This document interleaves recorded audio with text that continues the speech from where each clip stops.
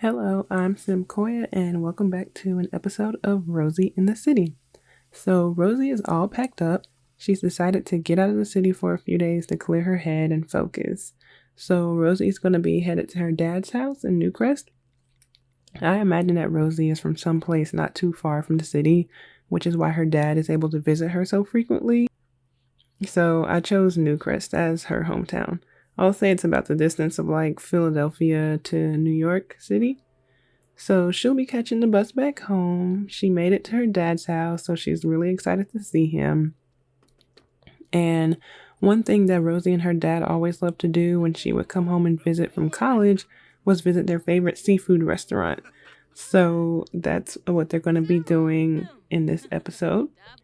And even though Rosie likes to be comfy, time with Roger is for sure a way for her to get in her best dress. So she doesn't mind that she has to get a little fancy, time with dad is well worth it. Okay, so Rosie and Roger are going to get into a pretty deep conversation right now. Another reason why Rosie chose to come home is because Mother's Day is actually tomorrow, and that's a very sensitive time for Rosie. And so far, I haven't really gone into what happened to Rosie's mom, but basically, after Rosie was born, her mom was diagnosed with postpartum depression. She had it really, really bad and pretty much left Roger to do all the parenting, while they were both still in the home. So Rosie was her mom's first child, and even though when she was pregnant, she was thrilled to be having a daughter, but once Rosie was born, all those lovey feelings just never showed up. And so one day she told Roger that she was going to go out and run a few errands and that she would be right back, but that time never came. So Roger and Rosie never saw or heard from Rosie's mother again. And if we go back to Roger and Rosie's mother's history, they fell in love quick. And I mean like friendly introduction, get to know, flirt, first kiss, move in kind of quick. So he really didn't know her family, or her friends all that well. Rosie's mom isn't from Newcrest like Roger is. So getting to know her past even during the pregnancy wasn't very easy. So they don't know whatever happened to her, but they only speak about Rosie's mom once a year, and that's on Mother's Day. So Mother's Day always makes Rosie extremely sad, as it's not a holiday that she celebrates. She's always blamed herself for her mother leaving and for Roger losing the love of his life. Roger has always reassured her, though, that it's really not her fault, but deep down, Rosie just doesn't believe him. And that's the real reason behind why Rosie is so self-centered. She fishes for compliments and seeks attention to feel loved and wanted and just worthy of being a part of somebody's life. On the surface, it can be hard to understand Rosie, and people often get annoyed with her ways. But Roger has always been there to cheer his baby girl on and let her know that she's the best and she can have and do anything in the world. And I gave all that background, but the waitress totally dropped all of their food on the floor, and no one ever came to clean it up. But at least they got their meal this time, and it's actually good and not on the floor. It's on their plates. So now they're back at home, and Rosie came back to her dad's for many reasons, and a really huge one was to work. She can't afford her bills. As you can see, Roger is jamming out in his sunroom to his guitar. He still hasn't decided quite what he's going to do yet about his own career. He's I was about to say graduated early. He's retired early from the business career, so he's considering getting into music. He doesn't want to sing or anything. He just really likes to play his guitar. So he's like, maybe I could write some music, or, I could start a band with my buddies. And so Rosie came home to work. So luckily she found a really sketchy gig, which may or may not be illegal, but it's enough to cover her bills, and she has the skills to get it done. So she's going to accept it. And her gig is due by this Friday at 9 a.m. And this time, Rosie wants to finish early. She came home to get focused and minimize her distractions. So Rosie's up to her dad about her failure with her first gig and how she thinks that she's going to be late on her first month's bills. But Roger's just talking to her about balance and priorities and how she's going to have to make smarter decisions if she wants to live on her own. And he's even like, hey, I'll help you out, but I really want you to earn the money on your own, you know? You've got to learn, you've got to get that responsibility under your belt. And so he did make a compromise with her. He's like, listen, if you do your gig, if you finish it on time or even early, that'll be better. I'll pay for your membership at a co-working space so that you can do your future work, you know, somewhere around other people who are working, you know, in a dedicated workspace. He's like, maybe the cafe just really isn't a good idea. You know, sometimes working in your home isn't always the best. He's like, you know, you're like me. You've got your desk in your bedroom. You know, your bedroom should be for sleeping. It shouldn't be for working. You know, I would know. So, you know, let's agree to that. You know, I'll get you the co-working space if you can get this job done. Oh, and here you'll see around the house, there's like pictures of Rosie and her dad. There's pictures of Rosie's dad's brother, Sean. And there's also pictures of Rosie's cousin, Sage. And I just realizing, like, Rosie and Roger, Sean and Sage, like, both of the brothers have daughters with the same initial, they share this first initial of their names. But anyway, Roger's over here still talking to Rosie about money. He's like, gotta make better decisions, baby girl. But, you know, I've always got your back, but we gotta work on this.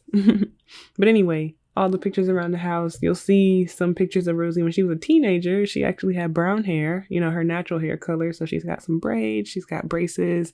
So those are all over the house. So Rosie is actually about to get started on her gig. She's feeling pretty motivated after the conversation with her dad. She's like, okay, you know, I have got to pay my bills. I cannot get evicted. That would be not only embarrassing, but bad for my credit and reputation. So I've got to get going.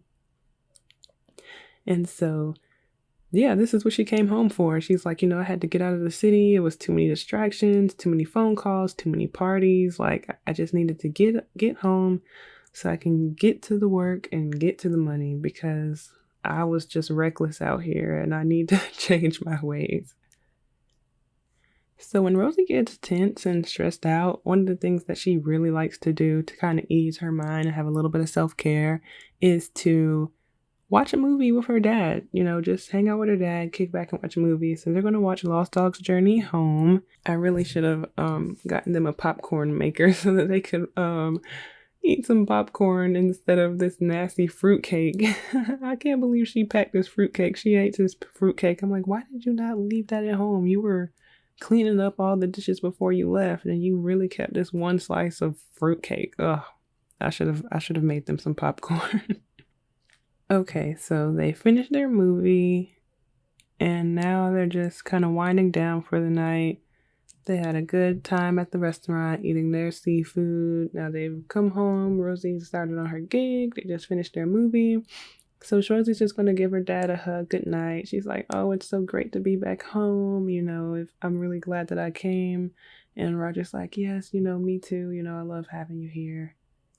So they've actually got some new sentiments. So Roger's sentiments about Rosie, he is deeply connected and adoring. So Roger just wants the best for Rosie, and he thinks that she is so wonderful, which is very accurate given Roger and Rosie's story. But now Rosie is tired, so she's like, okay, Dad, I love you. I'm going to go to bed. I'll see you in the morning. Okay, you have 24 hours to pay your bills before your water is shut off, and the land grab company has already shut off the power to your house. Pay your bills and get it turned back on. So Rosie has no intentions of going back to her apartment until she finishes this gig and can pay her bills. She's like, I am not going back to a house with no power, with no water, like, absolutely not. So she's just going to stay at her dad's until it's all done and she's got some money in her account, because right now she still only has 87 simoleons, and that's just not going to cut it. So it is officially Mother's Day. Rosie woke up feeling pretty uncomfortable. She's just feeling uneasy. You know, this this holiday always gets her unsettled. So she's just going to kind of start her morning just kind of cleaning up a little bit just to kind of hopefully help get her mind off of things, but it doesn't really work out all that well. It's really hard for Rosie. She doesn't know if her mom is still alive. She doesn't know if she's just somewhere else. Like, she has absolutely no idea who her mother is or anything about what has happened to her. So every year on this holiday, she's always trying to avoid it at all costs. If she can spend time at home with her dad, that means that she can avoid all of the Mother's Day marketing that's probably going on, like in the city or on a college campus or anything like that, where people are talking about it all the time. Rosie doesn't even want to be on social media like that today because she already knows that everybody's going to be posting like their mom and me selfie kind of thing. And Rosie just doesn't want any part. So she doesn't celebrate it at all. So she's pretty sad about that, even though she's trying to avoid, the all the celebrations with Mother's Day. She still can't help but feel those emotions of sadness. And Roger gets pretty sad about it too. He doesn't celebrate it either. So he feels that sadness right along with Rosie. He feels sad because, he loved Rosie's mom. They had a genuine connection. So he thought, they fell for each other really quickly. And he also feels really terrible that, his daughter has never had that mother figure in her life.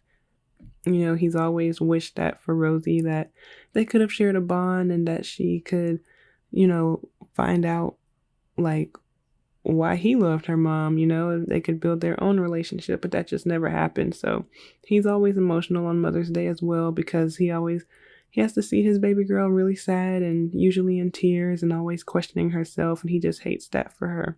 In the last episode, I talked about how Daniel might be a bit toxic and how he isn't the best for Rosie.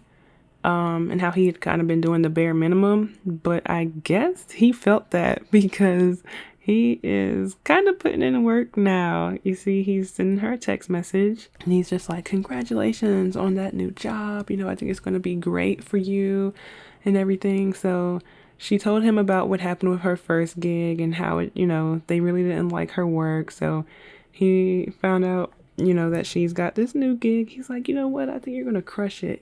I think you can do it. So he's just really showing up and trying to be supportive now. So we will see how things play out with Sir Daniel. But Roger is feeling a little emotional about the day. So he's just kind of sitting down and talking to Rosie about it. He's like, I know you've been cleaning a lot. I appreciate you, but I know you really do this hardcore cleaning when you're upset. Like, are you sure you're okay? We can go out to eat again or go somewhere else if you want. She's like, no, Dad, I really just want to focus on my work and get that done. She's like, I can't even afford the materials that I need. So I'm going to sell, the work that the old clients didn't like, just so I can get this done. And he's like, okay, whatever you say. So Rosie's just kind of stepped away for a little bit just to get started on this gig. So she's like, I've really got to do this right this time. I literally cannot afford not to. And we got a text from Daniel. See? So Daniel wants to know if we want to come over to his house and hang out. So I will say one thing, he might be less toxic than we thought, but he sure is a distraction. And so Rosie doesn't see it yet, but Roger is definitely peeped. He's putting 2 and 2 together now that she's staying with him. So yes, Rosie did catch a train back into town just to spend some time with Daniel. Even though she left the city to minimize her distractions, she's right back in the city with her biggest distraction, which is Daniel. See, Daniel, D. D is for distraction. But she appreciated that he reached out, and plus he paid for her train ticket. It's only about an hour ride to Newcrest from the city, so she appreciated the time on there to think.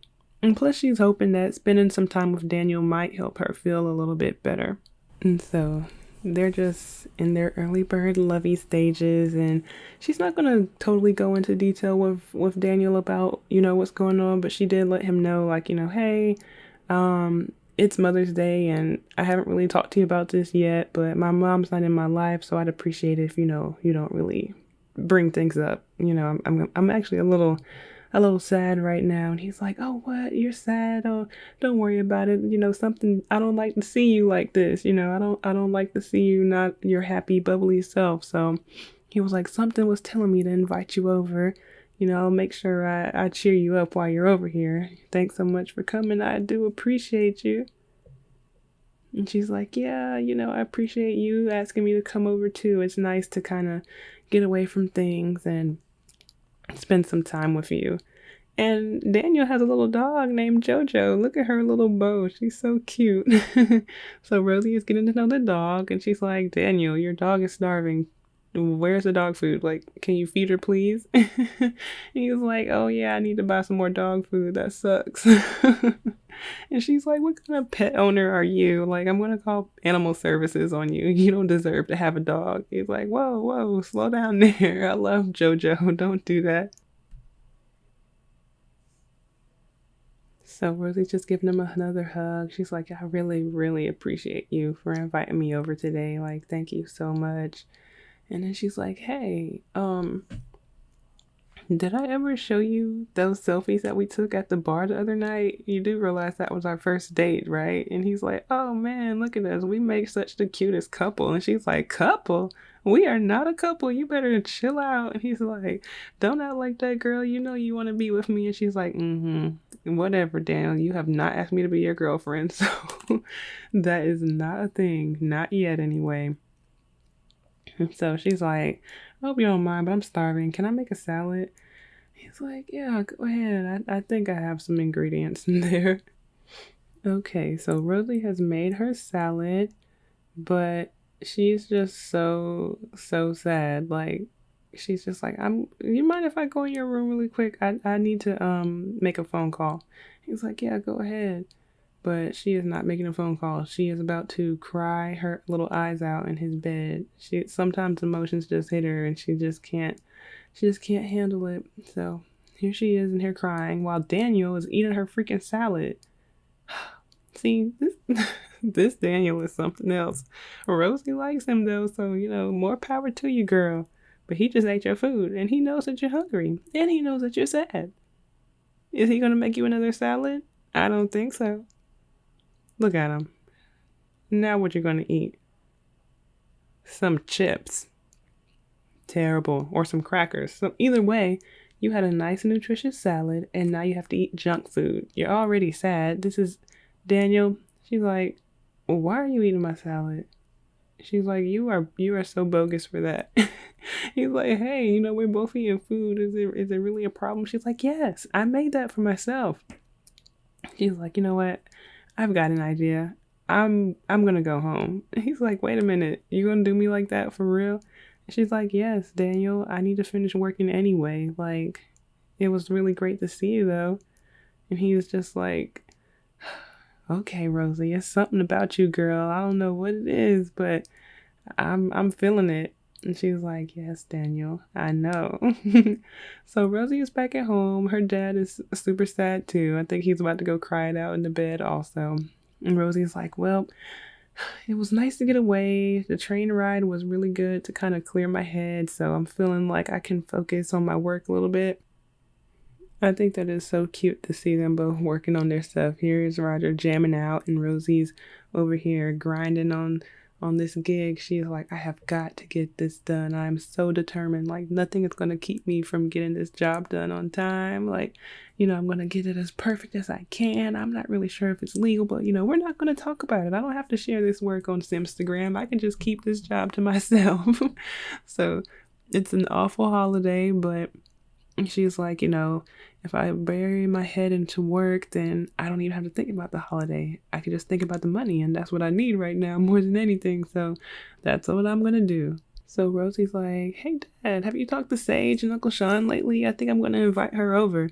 He's like, sure, he was like, I just saw Uncle Sean a few days ago. He was like, I haven't talked to Sage. So like I said earlier, Sage is Rosie's cousin. They grew up next door to each other and they're super close. And I grew up next door to my cousin too. So I can definitely relate to this type of relationship. So she's like, hey, Sage girl, how is it going? She's like, oh, my mom and dad are pissing me off. They keep getting on me about how I should have finished college and that I need a real job. I mean, do they think I want to keep living with them forever?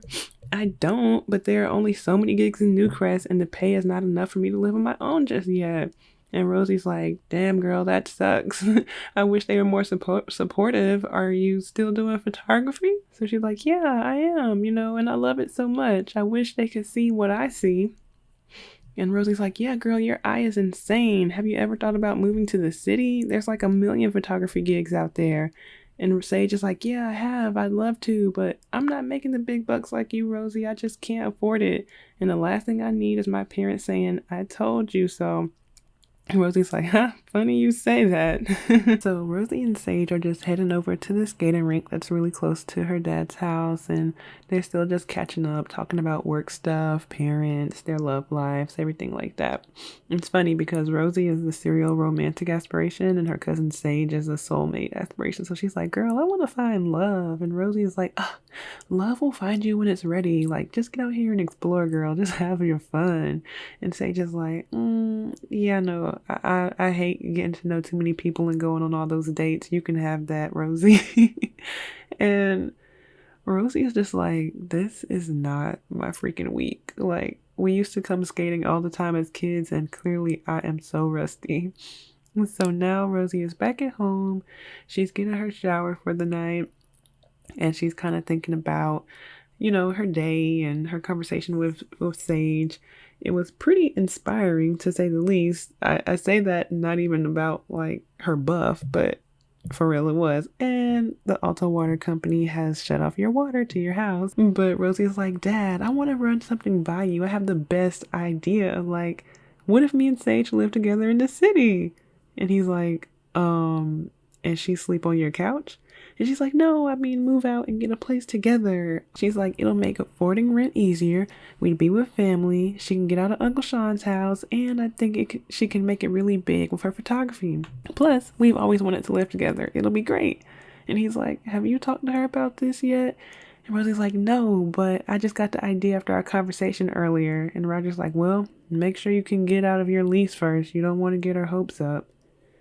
And we're going to leave it off right there. So it was a very, very eventful episode. And we're going to see if Rosie can get out of her lease, if she can finish this gig. So thanks so much for watching. Don't forget to like, comment, and subscribe. And I'll see you guys in the next one. Peace.